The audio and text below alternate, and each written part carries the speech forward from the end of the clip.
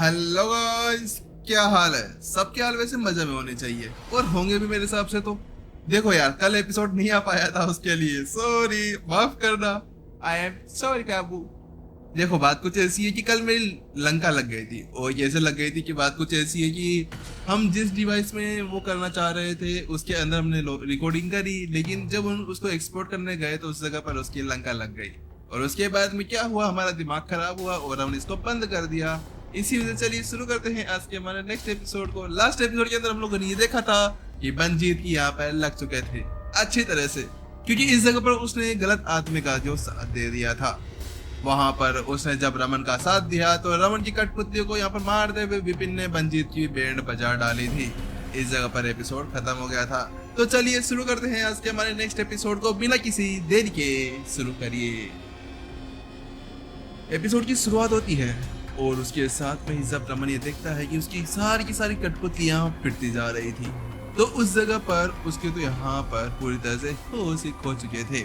उसको ये नहीं समझ में आ रहा था कि आखिरकार यहाँ पर चल क्या रहा है, क्योंकि उसकी कठपुतलियों के अंदर बहुत सारी कठपुतलियां थी जो यहाँ पहले से ही दिव्य आत्मा लेवल के ऊपर पहुंच चुकी थी और उनकी ताकत भी वास्तव में बहुत ज्यादा हो चुकी थी।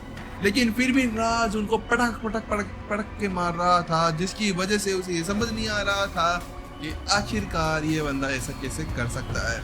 वो मन ही मन में सोचने लगता है, ये क्या हो रहा है भाई? आखिरकार ये बंदा इतना ज्यादा पावरफुल कब से हो गया? मेरे तो यहाँ पर सब कुछ सीख चुके हैं। मुझे ऐसा लगता है कि मुझे यहाँ से भाग जाना चाहिए। लेकिन वो ये बात समझ चुका था कि इस जगह पर भागने का कोई भी मतलब नहीं रहने वाला था, क्योंकि पहले से उसने बहुत कुछ गवा दिया था, अपने भाई की जान और अपनी बहुत सारी कठपुतलियों को भी। तो इसी वजह से उसके लिए यहाँ पर पीछे हटने का कोई भी मतलब नहीं रह गया था। वो वहां कहता है, राज मुझे लगता है कि तुम बहुत ज्यादा पावरफुल हो चुके हो, तो मुझे लगता है कि अब तुम्हारा मरने का समय आ गया है, क्योंकि अगर तुम मरते नहीं हो तो उसके बाद में तुम बहुत ज्यादा बड़े खतरे बन सकते हो। तुम मरो। इतना कहने के साथ में अपने हाथ को ऊपर उठाता है और जैसे ऐसा करता है कि अगले ही पल और सारी कठपुतलियां वहां पर निकलकर आ जाती है। उन सभी कठपुतलियों को देखने के बाद में जो यहाँ पर जोया थी वो हैरान हो चुकी थी। क्या? नहीं, ये नहीं हो सकता। ये सारे यहाँ पर क्या कर रहे हैं? वहां पर जब जोया ये शब्द कहती है तो उसके साथ में विपिन उसको देखता है और कहता है, क्या हुआ जोया, क्या तुम इन लोगों को जानती हो? तो उसकी बात सुनने के साथ में जोया कहती है, वो जो है ना, वो एल्डर मुकेश है। एल्डर मुकेश? अब ये कौन है?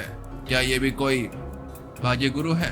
तो वो कहती है, हाँ वास्तव में, और ये बहुत ज्यादा अच्छे थे, वास्तव में बहुत ज्यादा अच्छे। ये यहाँ सभी की मदद किया करते थे। लास्ट टाइम कुछ हुआ ऐसा कि इन्होंने मदद करते करते यहाँ पर एक गिरोह को ढूंढ लिया, जो डाकुओं का, लुटेरों का गिरोह था। उस गिरोह को ढूंढने के बाद में वो वहां पर चले गए, लेकिन उसके बाद उनके बारे में किसी को कुछ भी नहीं पता चला। ये शब्द कहते हुए यहाँ पर जोया के माथे के ऊपर सिकन दिखी जा सकती थी और उसके साथ में उसकी आंखों के अंदर वो गुस्सा दिखाई दे रहा था जो यहाँ इस बंदे ने किया था। उसके साथ में वो कहती है, और वो आपको दिख रहे हैं, वो एक दूसरे मास्टर हैं। वो बहुत ज्यादा पावरफुल थे, वो एक अच्छे टीचर थे। उन्होंने यहाँ पर अपनी जिंदगी के अंदर बहुत अच्छे अच्छे काम किए हैं। उन्होंने अपने लिए बहुत सारे स्टूडेंट्स को चुना, उनको बहुत ज्यादा पावरफुल बनाया, उनको इस दुनिया के अंदर रहने लायक बनाया।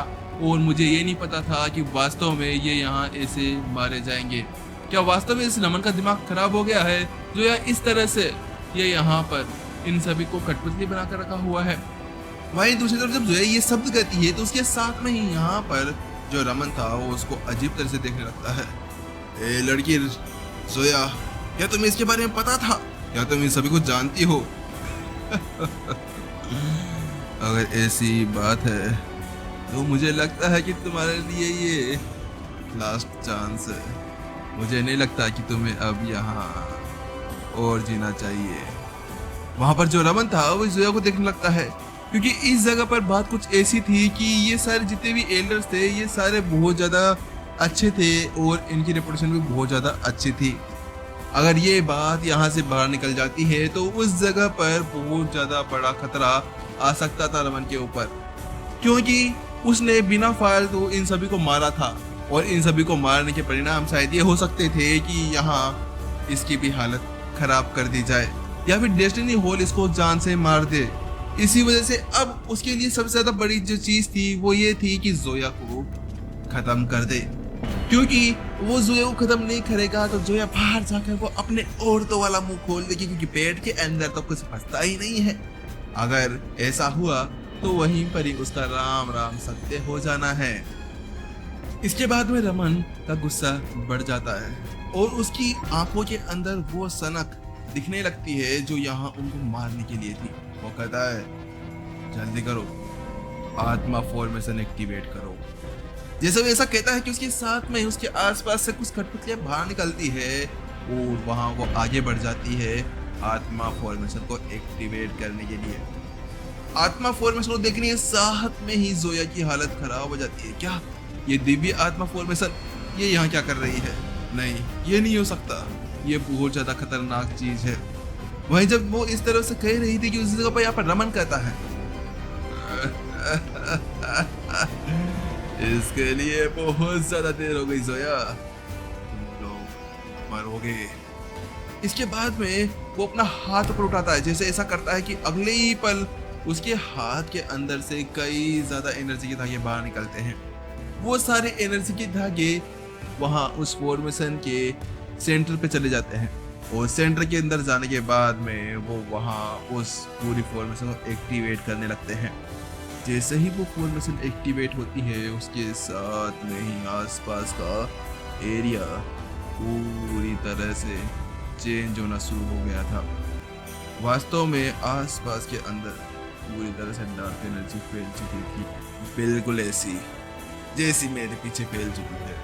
इसको लेते ही उसके साथ में ही उसके अंदर से हाथ निकलना शुरू हो जाते हैं। वो हाथ जमीन से बाहर निकलते हैं और वो कंकाल थे, कंकाल और उसके साथ में कई ज्यादा डार्क एनर्जी।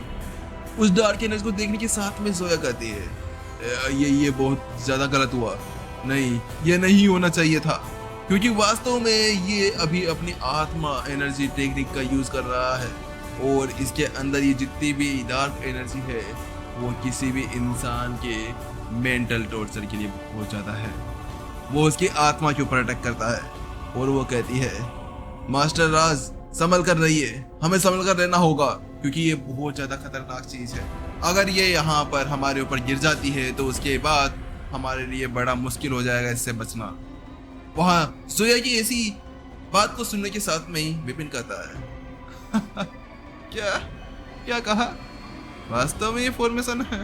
अरे ऐसी फॉर्मेशन तो मैं बचपन में खेला करता था जब मैं 17-18 साल का बच्चा था, और ये फॉर्मेशन यहाँ पर लगा दी गई। मुझे लगता है कि इन्हें दिखाना पड़ेगा कि मैं क्या कर सकता हूँ। इतना कहने के साथ में एक बड़ी सी मुस्कान लिए राज यानी विपिन आगे बढ़ जाता है और एक जगह जाकर खड़ा हो जाता है और कहता है रमन, लगता है ये तुम्हारी फॉर्मेशन है ना? है ना? चलो ठीक है, अभी तुम्हारी इस फॉर्मेशन का भी मैं जुगाड़ कर देता हूँ।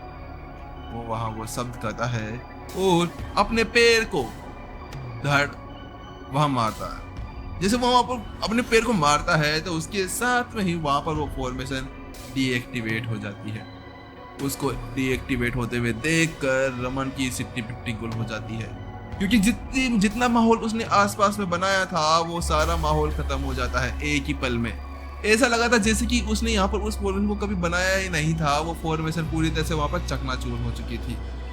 वही रमन कहता है ये कमीना, अरे अभी अभी तो सिनेमेटिक माहौल बना था और इसने अभी अभी खत्म कर दिया। आखिरकार ये बंदा पागल वागल तो नहीं हो गया? लेकिन मुझे ये समझ नहीं आ रहा कि ये इतना ज्यादा पावरफुल कब से हो गया है, क्योंकि ये इतना पावरफुल तो बिल्कुल कभी भी नहीं था।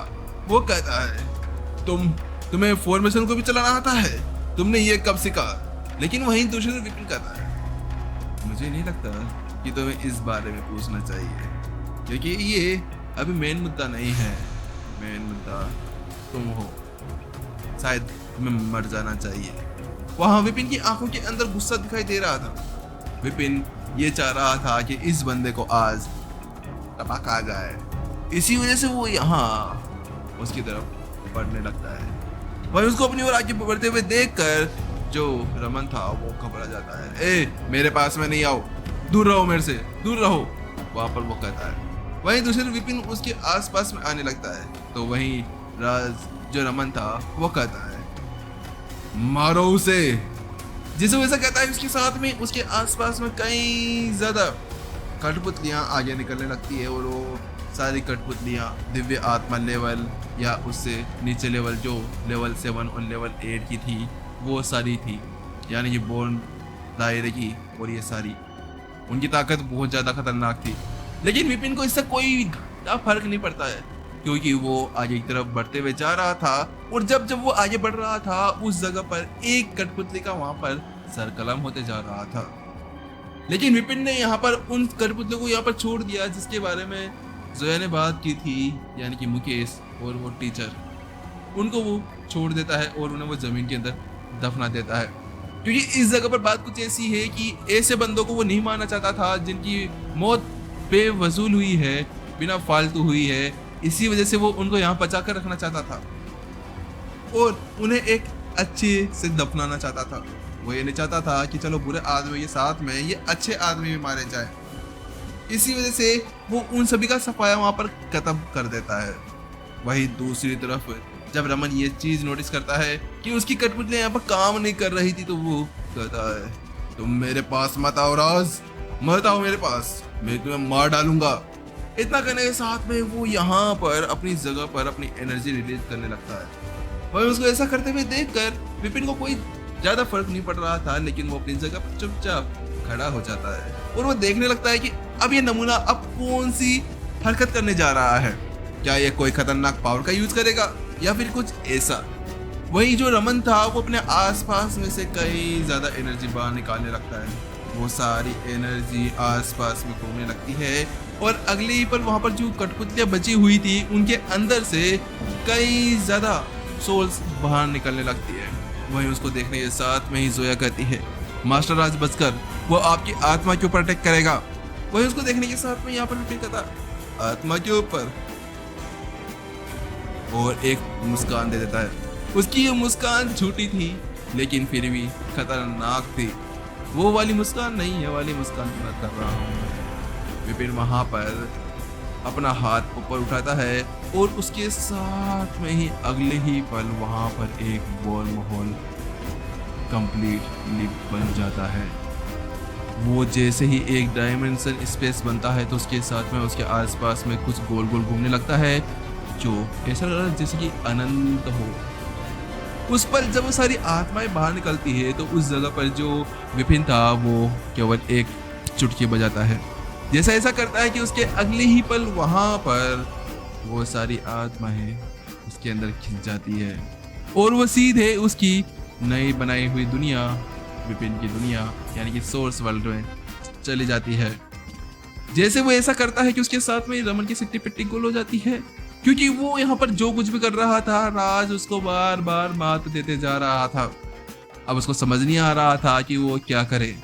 वो उससे कहता है राज तुम इतने पावरफुल कब से हो गए? मैंने सोचा नहीं था कि तुम इतने पावरफुल वास्तव में हो चुके हो। मुझे लगा था कि तुम्हारे ऊपर सारे नुस्खे लगाने के बाद में तुम शायद मर जाओगे, लेकिन तुम मरने का नाम नहीं ले रहे हो। मुझे ऐसा लगता है कि मुझे अब अपनी सारी ताकत दिखानी होगी।